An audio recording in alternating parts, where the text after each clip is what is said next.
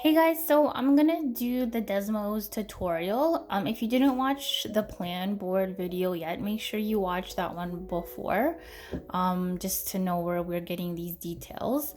So the two parabolas that I'm gonna focus on first, just because they have the easier transformations, are these two arches on the right. This one for the red and the purple one only focus on a vertical transformation, so I'm only looking at values of k. I'll practice with these ones for 5 and 6. And then here for my red parabola and my purple one, my a values are going to be negative just because I know it's opening down. But for this red parabola, I'm going to make it more narrow. And for this purple parabola, I'm going to make it a little bit wider. So negative, wider for purple, and then negative and more narrow for the red one. So let's try that on Desmos. So I did already play around with this. This is what the finished product looked like. I'm pretty happy with this. If I compare back to my original McDonald's arches, I can see that the arch is a little bit higher in terms of their intersection.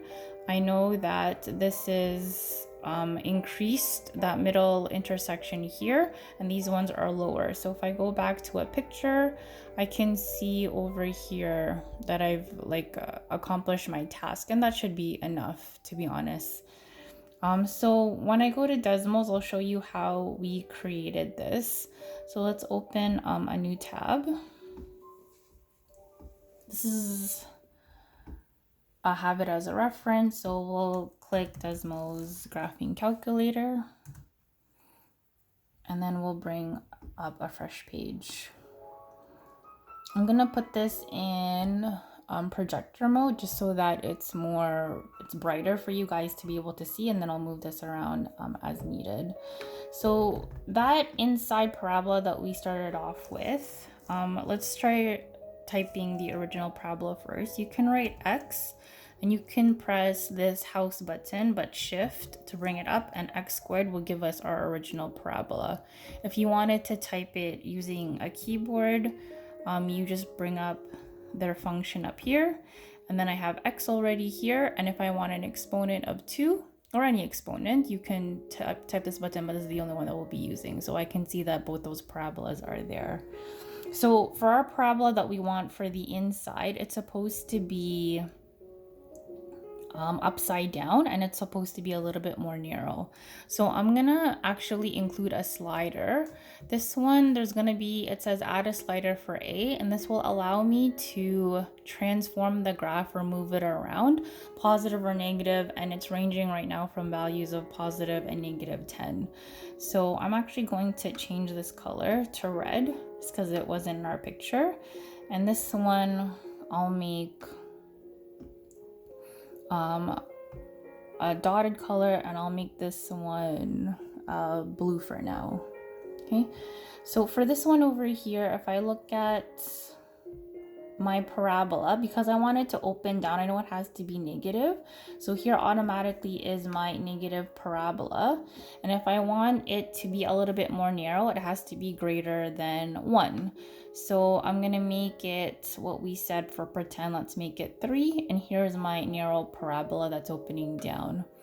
And my goal was to move it up 5 units in my plan, so let's just practice that. This is the red parabola that I want, so my h value, I'm just gonna add +5, and here we can see that the parabola automatically moves up.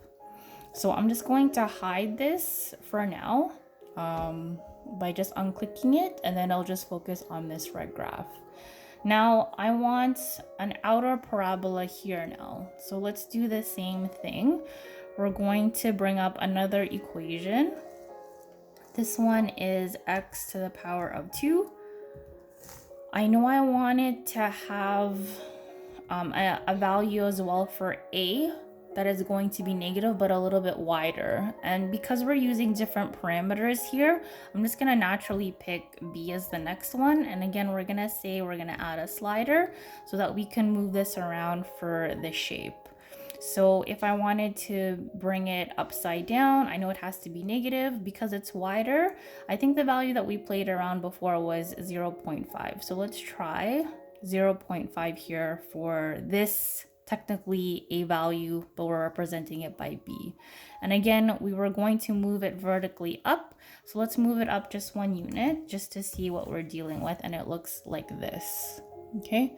So when I look at this, I'm happy with how narrow this red graph actually is, but this purple graph, it's actually much wider than I want it to be. I want it to be a little bit closer to this red one. So it's good that we have the slider here so that we can change the value that it's going to be a little bit closer.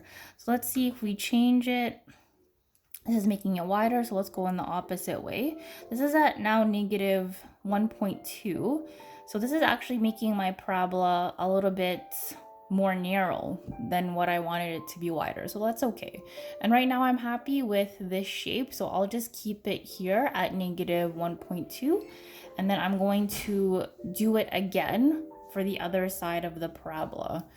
So remember we wanted to move it 4 units to the left. So we're going to try that.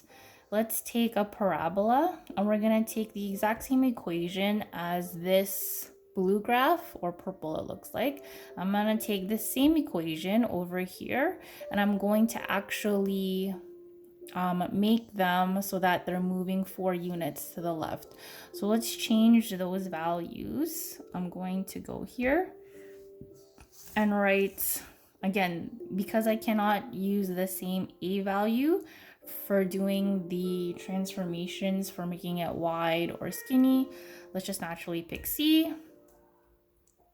And then here I know I have to put it in brackets. So x plus 4 bracket. I am gonna add a slider, so we'll say yes to that. Or they want us to say it before. Okay, so add a slider. We're gonna make it quadratic. And then we're going to say that we're going to add it to plus 5 again. So when I look at this red graph, I can see that it's red. It did move 4 units to the left, but it's opening up. So let's open it down. And remember, we wanted it to be a more narrow value. So we made it 3. So we'll also make this one -3. So it's going to mimic it. And then if it's being fussy, you can always just type in a value in here and it will allow you to do that. Okay. So here I have now this mimicked parabola that looks like this.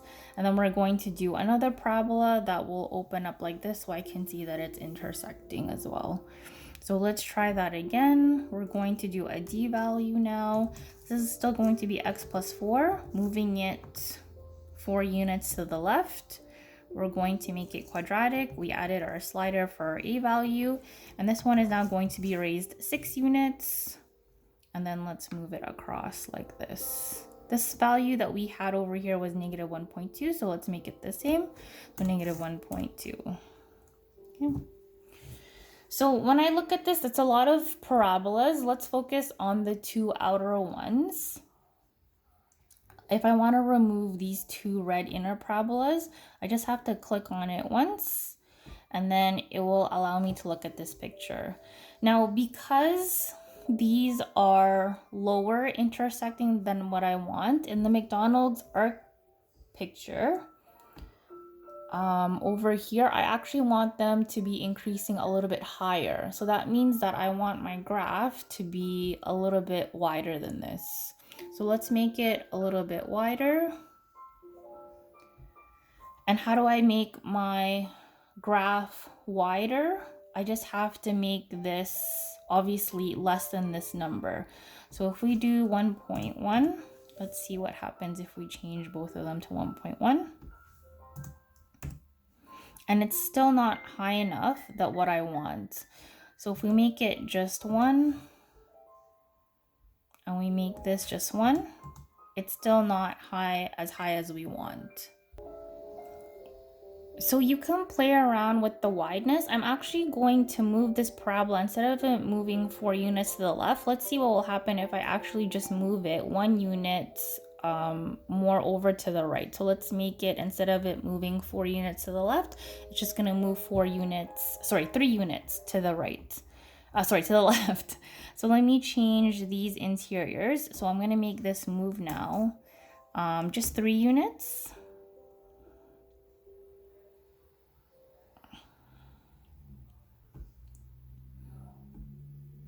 Oh, sorry, not this one. We'll leave this at 3, but we'll close it. This one over here, I'm gonna move this green one 3 units. So it's a little bit closer. And I'm actually happier with that the intersection for this is higher than it was before. It was a little bit lower. So here, when I look at my picture, it's as high as I want it to be. So we're going to do the same thing again for the lower parabolas. But right now, I'm going to pause the video, try this activity, and then I'll show you the inner parabolas and some restrictions for the domain and the range. Okay.